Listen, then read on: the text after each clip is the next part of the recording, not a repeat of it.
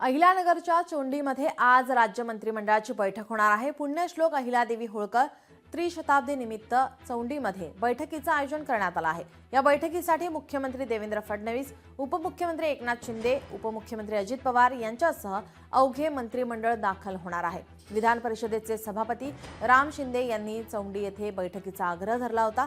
29 April रोजी ही बैठक होणार होती। नंतर 6 मे ही तारीख ठरली आहे। जिल्हा प्रशासनाकडून 600 व्हीव्हीआयपी आणि इतर 2000 लोकांची व्यवस्था करण्याचे नियोजन आहे।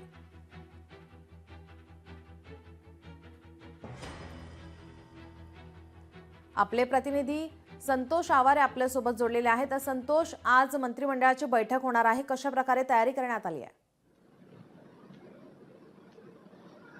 निश्चितच नीलम, आपण पाहायला गेलो की अहमदनगर जिल्ह्यामध्ये जे ग्रामीण भाग आहे, चोंडी म्हणून ग्रामीण भाग म्हणून ओळखला जातो आणि या ग्रामीण भागात ही बैठक होत असल्याने याला एक महत्त्व प्राप्त झालेले आहे।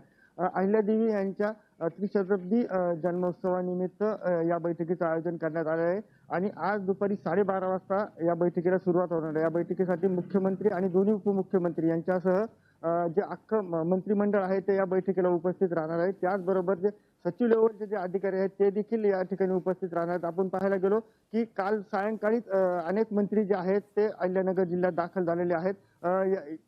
ते दाखल होतात, जे काही गेस्ट हाऊस असतील त्याच्यानंतर जे हॉटेल्स असतील हे पूर्णतः सध्या फुल झालेले आपल्याला पाहायला मिळत आहेत आणि सकाळी 9:30 ते 10च्या दरम्यान हे सर्व जे मंत्री आहेत ते चौंडीमध्ये दाखल होणार आहेत। चौंडीमध्ये विविध विकास कामांचं भूमिपूजन देखील आज पार पाडणार आहे। त्याचबरोबर या बैठकीमध्ये जो जिल्ह्याचा विकास आराखडा आहे त्या संदर्भात काही चर्चा होणार आहे। त्याचबरोबर शेतकऱ्यांच्या पाण्याचा जो प्रश्न आहे, जायकवाडी आणि कुकडी या संदर्भात देखील काय निर्णय होतो हे देखील पाहणं या बैठकीच्या याच्यातून पाहायला मिळणार आहे।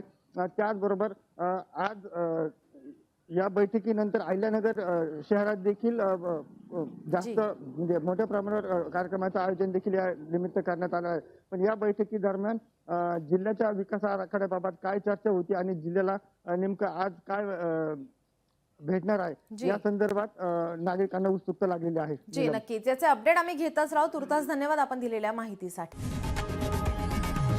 लोकशाही मराठी ऐका, पहा, जागरूक रहा।